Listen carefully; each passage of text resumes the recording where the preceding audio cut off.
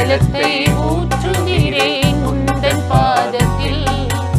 சரியான பாதையில் என்னை நடத்தி செல்லுமே. சஞ்சலத்தை ஊற்றுகிறேன் உந்தன் பாதத்தில். சரியான பாதையில் என்னை நடத்தி செல்லுமே.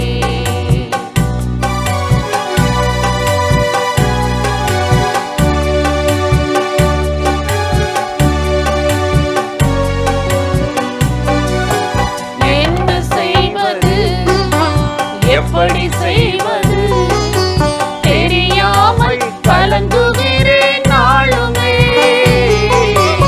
என்ன செய்வது, எப்படி செய்வது தெரியாமல் கலங்குகிறேன் நாளுமே. உன் பாதை காட்டி நடத்தும் இந்த நேசரே, உன் பாதை காட்டி நடத்தும் இந்த நேசரே. உன் பாதத்திலே விழுந்து விட்டேன் நாதனே. உன் பாதத்திலே விழுந்து விட்டேன் நாதனே. சஞ்சலத்தை ஊற்றுகிறேன் உந்தன் பாதத்தில். சரியான பாதையில் என்னை நடத்தி செல்லுமே.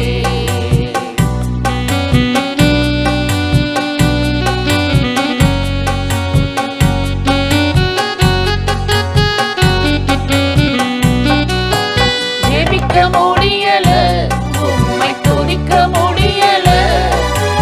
கட்டப்பட்டு காவலிலே கிடக்கிறேன்.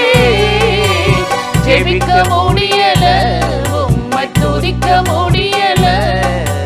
கட்டப்பட்டு காவலிலே கிடக்கிறேன். என் சிறையிருப்பை மாற்றிவிடும் நேசரே. சிறையிருப்பை மாற்றிவிடும் நேசரே. காலமெல்லாம் நன்றியோடு வாழுவே. காலமெல்லாம் நன்றியோடு வாழுவே.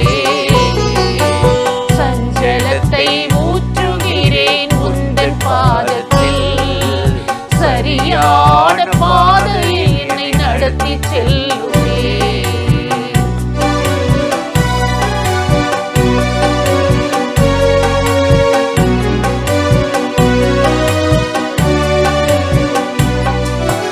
தவறி விடுகிறேன், மனம் பதறி விடுகிறேன். நிதானத்தை இழந்த தினம் தவிக்கிறேன். தவறி விடுகிறேன், மனம் பதறி விடுகிறேன். நிதானத்தை இழந்த தினம் தவிக்கிறேன். என்னை கை தூக்கி மீட்டு விடும் நேசரே. என்னை கை தூக்கி மீட்டு விடும் நேசரே. உன் கருணை காட்டி வழி நடத்தும் நாதனே. உன் கருணை காட்டி வழி நடத்தும் நாதனே. சஞ்சலத்தை ஊற்றுகிறேன் உந்தன் பாதத்தில். சரியான பாதையில் என்னை நடத்தி செல்லுமே. சஞ்சலத்தை ஊற்றுகிறேன் உந்தன் பாதத்தில். சரியான பாதையில் என்னை நடத்தி செல்லுமே.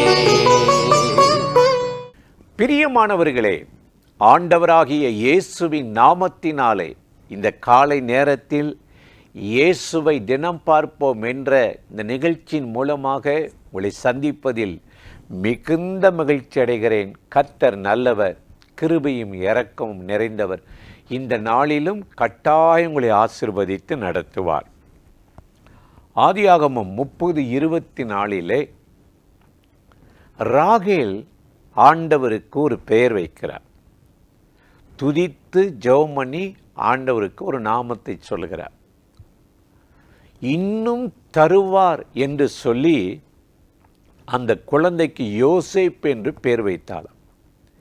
யாக்கோப்பனுடைய மனைவியாகிய ராகேல் பல வருஷம் பிள்ளை இல்லை, குழந்தை இல்லை. தன் அக்காளோடு லேயாலோடு சண்டை, யாக்கோப்பு கணவனோடு சண்டை. பிள்ளை கூட சாகுறேன் அப்படிலாம் சொல்லி வாக்குவாதம் பண்ணவ இப்போ நம்பிக்கை இழந்துட்டா.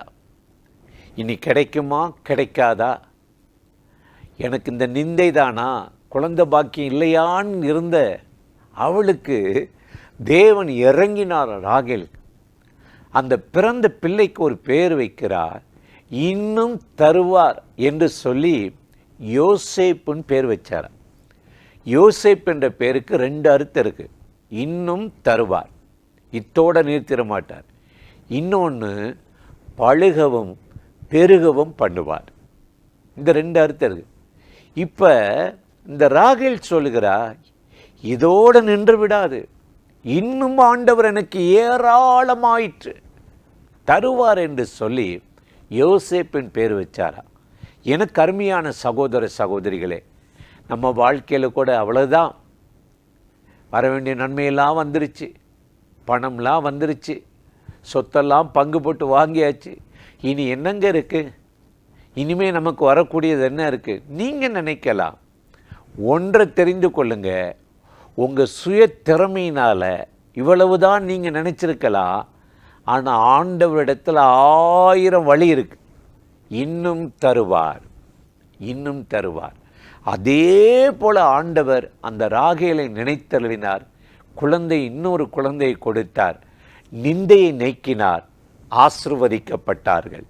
எனக்கு அருமையான சகோதர சகோதரிகளே, இன்னும் தருவேன் என்று சொன்ன தேவன் எந்த காரியத்தில் வெறுமையாய் பற்றாக்குறையாய் நீங்கள் அப்படியே சமாளித்து பல்ல கடிச்சிக்கிட்டு வாழ்கிறீங்களோ, அந்த காரியத்தில் ஏராளமானவைகளை செய்து பழுகவும் பெருகவும் பண்ணுவார் என்று வேதம் சொல்லுது.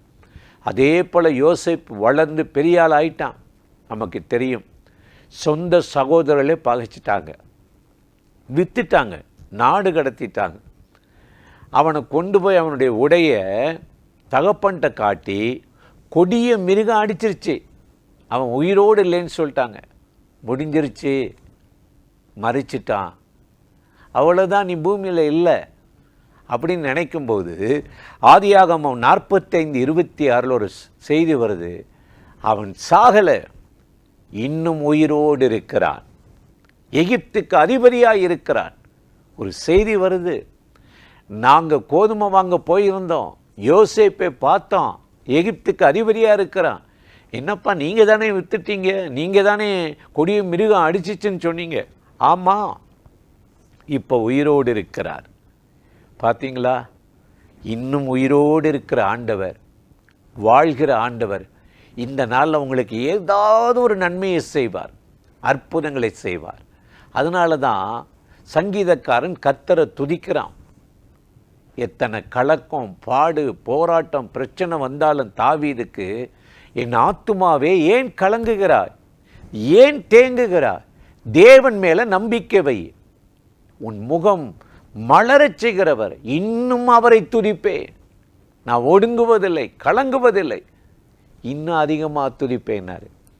நமக்கு கலக்கம், எதிர்ப்பு, பாடு வரும்போது ஜெபத்தை நிறுத்திடாதீங்க, துதியை நிறுத்திடாதீங்க, இன்னும் அதிகமாக கூட்டிக்குங்களே, ஓவராக போங்களே, ஆண்டவர் உங்களுக்கு நன்மை செய்வார்.